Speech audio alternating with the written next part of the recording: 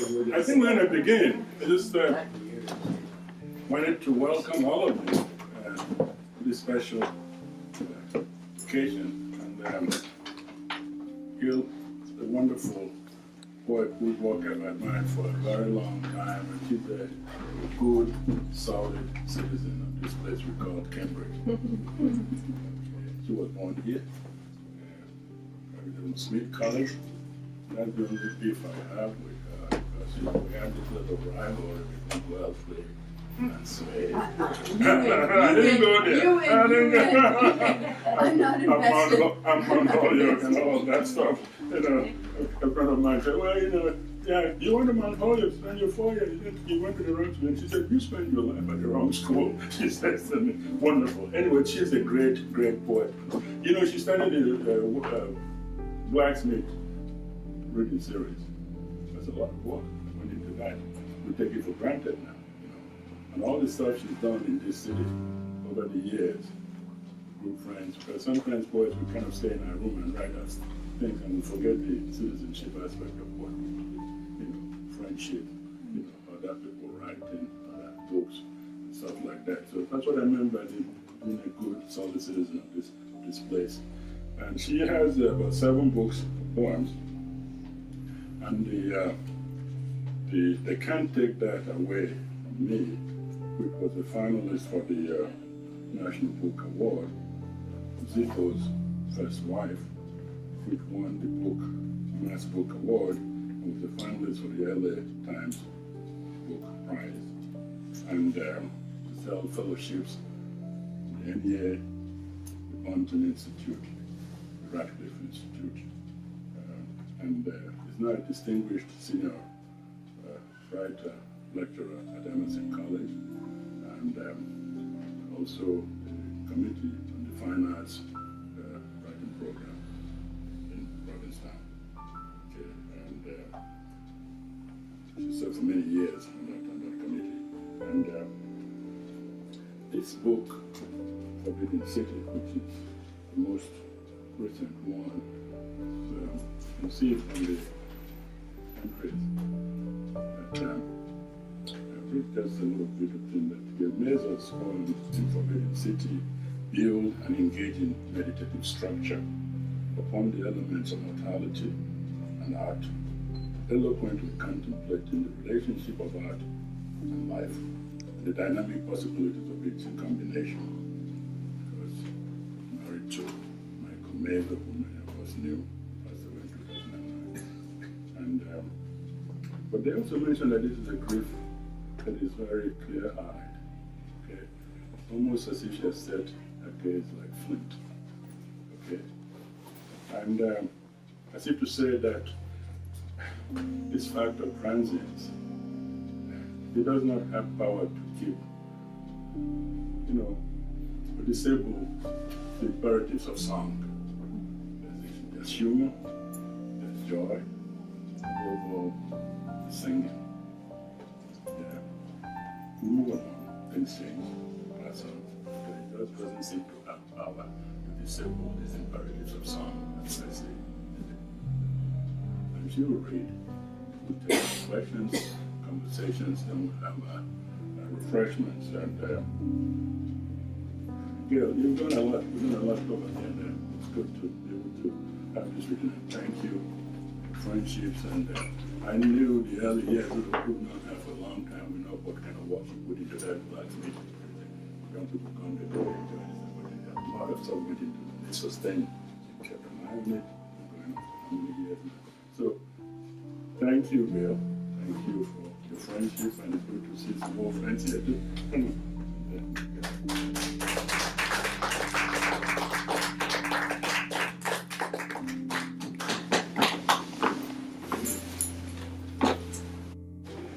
Coming in here in my late 20s with my friend Elsa Dorfman, who was in the middle of everything. But he said, art withers without fellowship, and it is sustaining to have a poetry community and to have the Grolier Bookshop, and I suppose it was sustaining and is for people to have a weekly poetry series in Cambridge that has a great range of readers reading. So I'm glad to see you here. I would wither without you. And I'm going to read a few poems from the book and a couple of new ones, just because I feel risky. It's a way of dealing with the loss of one of the liveliest people anybody here who knows him has ever known. So it was important to me not to grieve. Once, years ago, when I had nothing to grieve, I had somebody actually who took some poems rejected the others and said they're altogether too mild and mournful, and it's like it is sort of etched into my brain to avoid mild mournfulness. Sort of witty and lively. And so I sort of forgave him, but it terrified me to have somebody say that about my work. Forbidden City. Asleep until noon. I'm dreaming you've been granted another year. You're here with me, healthy. Then half awake, the half true. This is our last day. Life's leaping away again, and this time we know it. Dear body, I hold you, pleading. Don't leave. But I understand you can't say anything. Who are we? Are we fictional? We don't look like our pictures, don't look like anyone I know. Daylight flickers through a bamboo grove. We approach the Forbidden City, looking together for the hall of fulfilling original wishes. Time is the treasure, you tell me, and the past is its hiding place. I instruct our fictional children, the past is the treasure, time is its hiding place. If we told him how much we love him, how much we miss him, he could stay. But now you've taken me back to Loyon, to the garden of solitary joy, over 1,000 years old. I wait, I hold your hand, you let me go. Linen-bound books that close with looped ribbons and faux ivory clasps. Decades later, we gaped at Fuji from a window of Japan Air and gasped together at Narita, a park so immaculate, white rocks gleamed graphic in a river of gravel. Later still, you'd move between the floating worlds of ukiyo-e woodcuts and Chinese landscapes, whose surfaces entered you as if it had been faded. A draftsman's draftsman, Hokusai at 70 thought he'd begun to grasp the structures of birds and beasts, insects and fish, of the way plants grow. Hoped that by 90, he'd have penetrated to their essential nature. And more, by 100, I will have reached the stage where every dot, every mark I make will be alive. You always loved that resolve. You repeat joyfully. Hokusai's utterance of fate and work's possibilities, its reward, and at 130, my studio. A garage we called Garagio, 10 by 22 with a peaked roof. You painted the plywood floor sky blue with a long-handled roller from Land's End True Value. With the ceiling fan, a mild breeze always blew, that when the tide was in, the wind would do. My desks, 2 flush doors you painted white on wrought iron stands, solid and true. Homoso walls you painted white too, and 7 small windows, all new, that opened and closed. I hung bamboo shades to block the bay view, distracting for me as it was for you.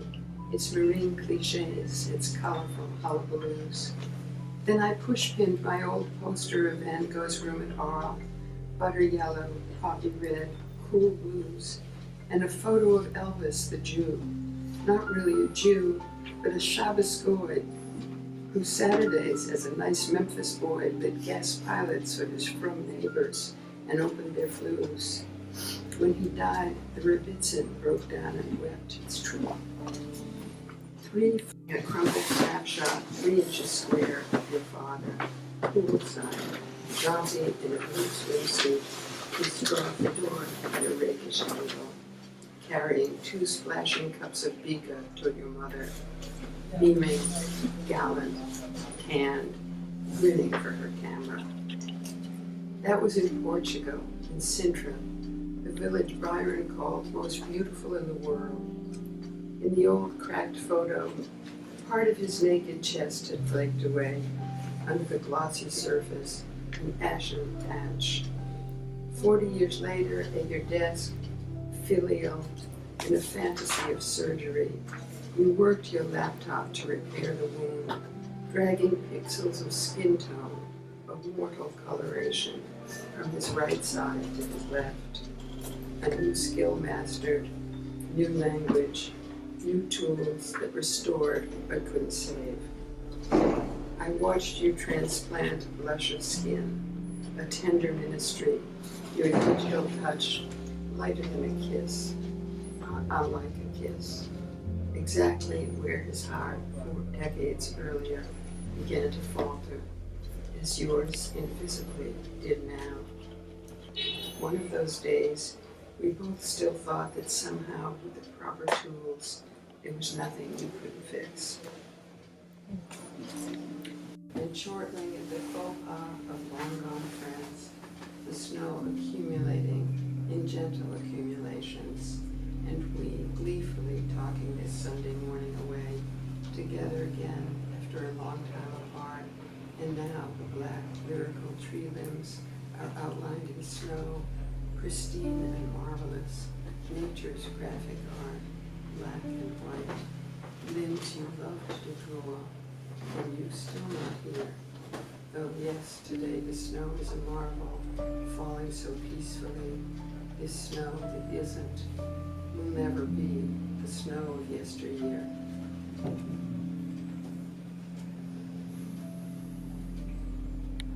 By Borges, the Argentinian poet called the Borges. And I think Borges was very much wanted to have his own valiant history on the canvas. You know, he wanted to have been an adventurous person, and he was blind. I don't know, had he not gone blind, he was a poet from the beginning, really. Genealogy.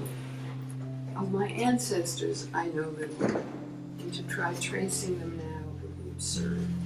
Their surnames reinvented, mangled at every gate. Was there among their number era? Pruning a low-growing red rose he called Europeana. Each summer a new project, dear labor, digging, replanting, weeding, terracing, taming the sandy slope. Still, always beneath it, the lively, indomitable dune. Mornings, afternoons, dusk, the shrill cries of seagulls. Moonlight, prehistoric.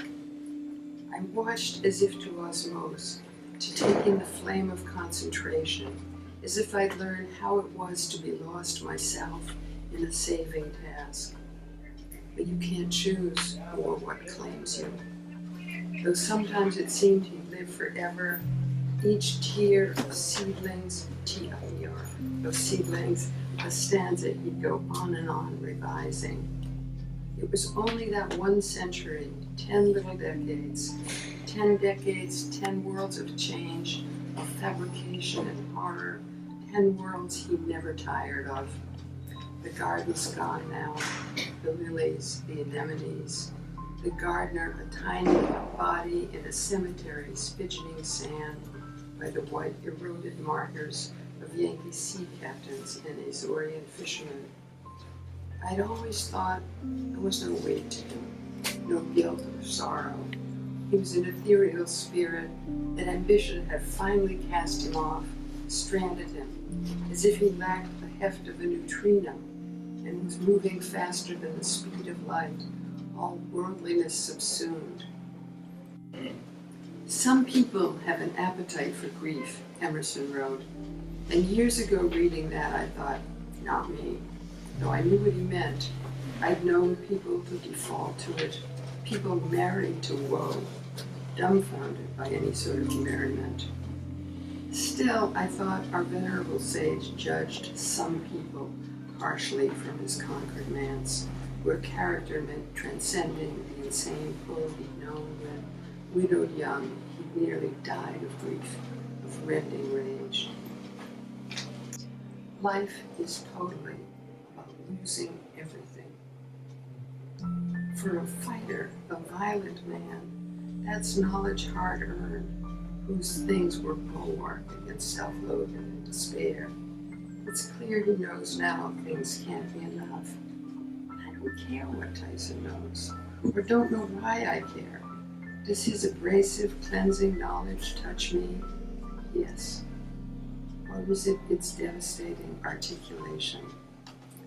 Living on here, I have what I have, an acceptance of loss that disappears in dreams, in excruciating replays of a life draining away.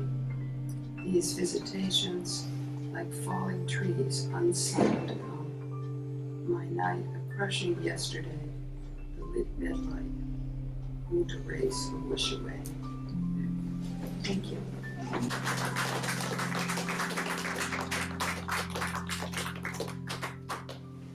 Well, yeah, thanks.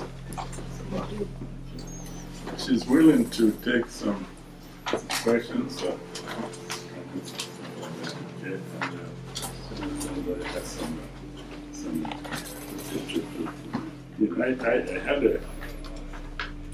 I had a question. It's always a relief.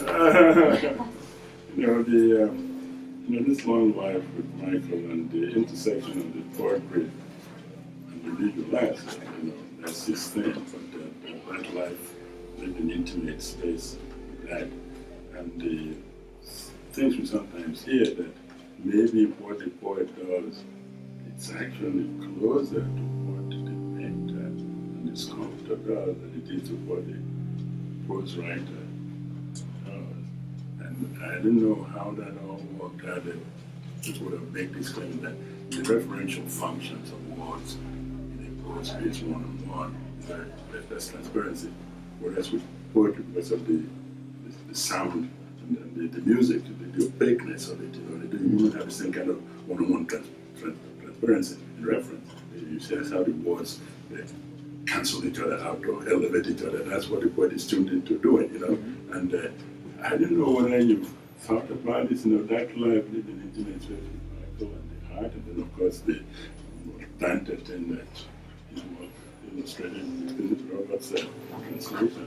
So that's this life inside there that's very, very intimate. There's all these big things coming to Cambridge now. And you kind of begin to lose the sense of this place.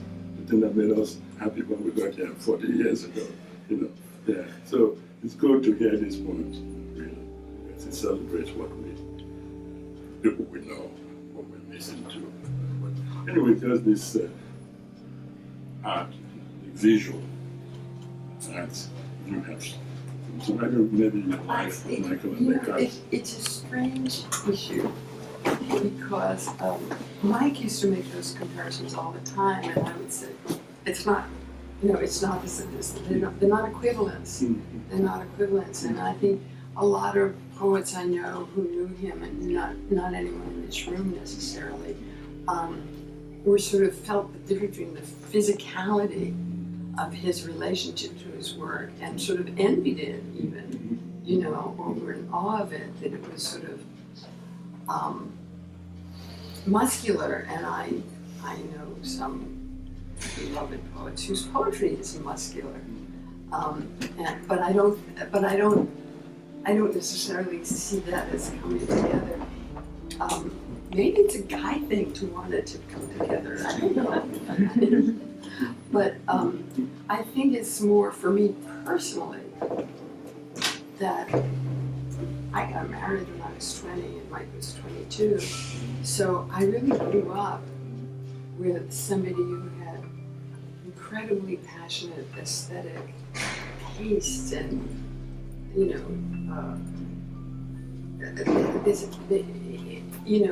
and certainly in sort of in late youth, beauty had actually become like a pejorative in the world of art. And I suppose in some ways also that in some kinds of poetry. I just because our work habits were so entirely different, like he had work habits. Convincing case for poetry and jazz. You know, but on the other hand, you could say art itself, you know, art under the huge umbrella of the word, you know. Oh, sure. Because it's sort of connected to what Right. Right. I mean, this sort of comes from living with art, living with an artist. This is really little. That's why Lloyd said he wasn't putting it down. No, I think it's a great poem. So. No, I know. And it's just called Philip Guston. And if most of you know who Philip Guston was, and he's on the cover of David Rivard's new book, so you can get an idea right there. Everything he said has a form. Even doubt has a form. He said, walking away from class, painting students all puzzlement at their easels, left there with a week to wonder. Class over, but he's still teaching. On Com Ave, a blue parked truck with bright red lettering. Look at that, he said.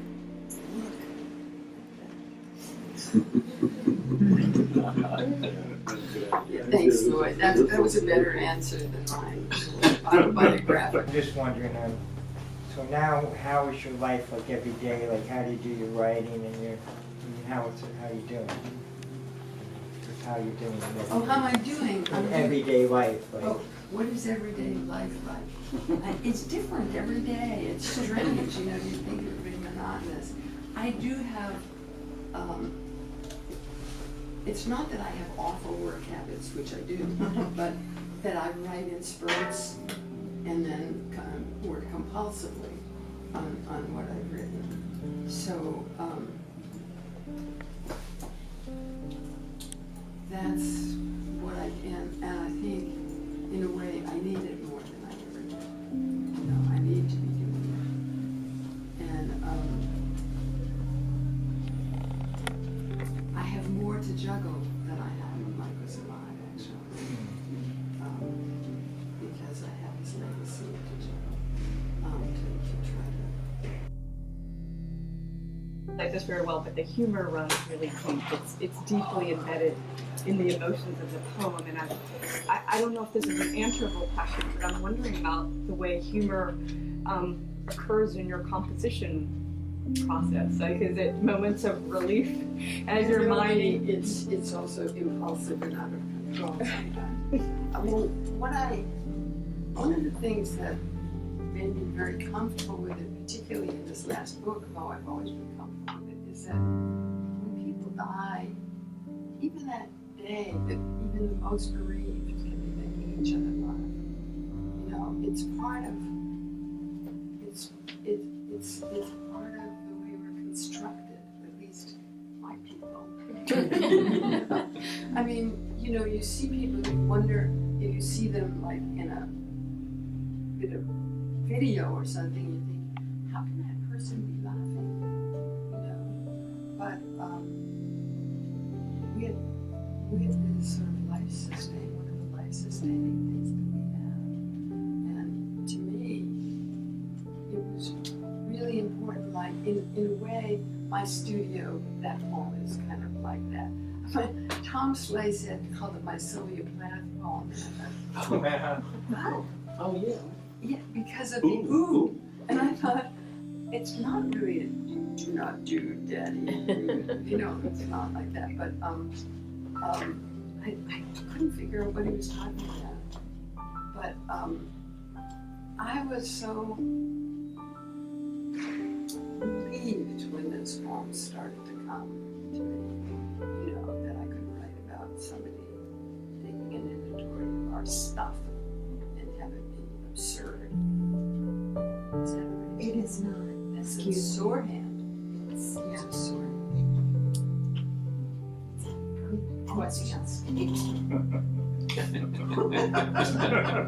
Well, I read my Borges. I was wondering too, because given the disappearing nature of this intense of an artistic community, was that which also I think is probably part of the inspiration that one might have just going around Cambridge and feeling the pulse of The things. end of rent control is what it was. And there's so much going on and all this, that they got this Panera comes, 3 months it's gone, another one is coming in. So the square thing, Roy did an article some years ago, a 40-year retrospective on what has closed in Harvard Square. It's astounding. But once you see together in this essay, then you begin to realize what we've actually lost. I books at the Grolier. I mean, the McKitties have been heroic, and we owe them a debt of gratitude. Yeah, we did. And we owe them to buy books here. Singers, writers are very involved, so that if they really like a candidate, they'll do a painting, they'll do a song. The other day, I had a thought of thinking, well, I think that if Hillary wants to speak to the Mexican people, to the Spanish people, she doesn't need to do it with policy speeches. All she has to do is get an artist to compose a song, just to sing that song. And actually she did. There's a well-known Mexican ranchera singer, Vicente Fernandez, and he composed one says, vote for Hillary. That's a single message. Don't poets do the same thing? Vote now for whoever. So that just to, because I don't think that you are that good at ringing bells, but I think you'll be quite good at writing lines, and you only have 4 weeks. You're commissioning a poem. The sort of, for one thing, a lot of the anguish in other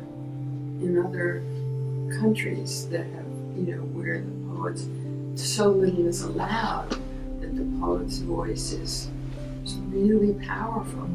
We live in a very strange time. I think a lot of people are writing political poems. I mean, for me personally, and probably, every once in a while you can do it. The fear of being rhetorical and cliche is really hard. So I wouldn't think in terms of writing a song just because who would sing? I mean, I think that it's interesting that you say it's a Mexican poet who did it because When I was little, I think I was. Because we could be activists, because the writing has to come from a wellspring of what you need to write. And I find, for instance, in my anguish over this situation, that I don't think I have a thought that isn't a cliche. I don't, so, registering people to vote, I would rather be a citizen. I used to say I would you don't do this anymore, but I would like to stuff envelopes, But that's a waste. because I don't have. And that's the public humor. Right. Well, I think that, that's sort of it. It's funny because it reminds me of Charlie Hebdo in a way. The heart has to be there. So whatever it is that then, what now love, that's what it's got to. Something got to happen inside, and when it does, then the movement of the poem begins. And I'm not. It's. I guess it's important that words get engaged, but somehow the problem is just. Otherwise, it becomes so formulaic, and they don't want that either. Yeah. So, anyway, it's a very, very important issue. The nation is in difficulty. One of the questions I actually wanted to ask is the collaboration between Michael in terms of the time taken and the illustrations. I don't know. Say something like, you have illustrations. I've got a version of Inferno that I did. A poem full of forgotten politics. Yeah, A poem full of very passionate politics. Well, The white Celts and the black Celts. But those circles still exist. And Mike, Gail said she knew one of the most alive persons who ever lived. And Mike was very active in all things. He made sets. He once, I don't think he'd done much book illustration before. So at Forest Row, people in the arts with different skills, and we did a lot of stuff, but it was,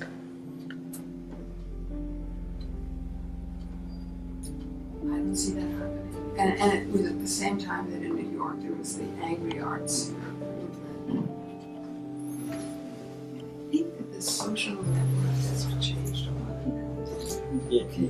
I was going to say, in '68, I was publishing an underground newspaper, and we had in it articles, and then we had poems and stories and everything too. We did that. And that's how we were active as artists. Yeah, well, so many things aren't here, like the papers like the Phoenix and the Real paper that started at that time. And Village Voice is dead. You know, I mean, it's not just the poets and artists who don't know what to do. Who don't know what to do. And I think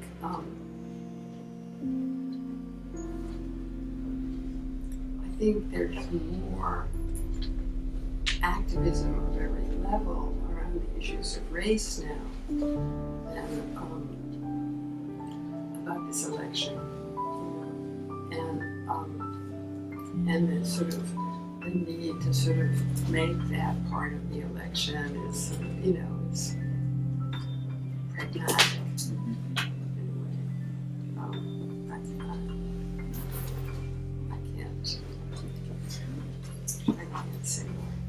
People should know that the 3 books that you have that are for sale each has a cover by Mike Mason. I wondered if Right, all my books except the first book, which didn't have an illustrated cover. So this is a monotype photo engraving, and it's not part of the Inferno, and it's not part of the Fleur de Mal, which she also illustrated. But you would know if you saw this and you knew Robert's translation, you would guess that this was Mike's, don't you think? One last thing I wanted to say is that when you listen to Gail read, there's something kind of very authentic about poetry. Think about the politician who wants to get elected. He knows what he's supposed to be saying. So he delivers this stuff so that people think, I really love nature, I love my family, I love people. It won't come true. There's something about the authenticity of poetry that when it is delivered and it is good, you know it's coming from a real place. The politician can never practice enough to get it down so that you can think of somebody who loves my wife, or loves my husband, or loves nature, or loves people. It just doesn't work. But the translation doesn't happen. But you know, during the Kennedy era, they were quoting poetry all the time. You know, I mean, it's just not on the menu. On the menu, but I mean, I'm just thinking about the poet that composes a poem that really hates you. Okay, there's something that you know that the trajectory from the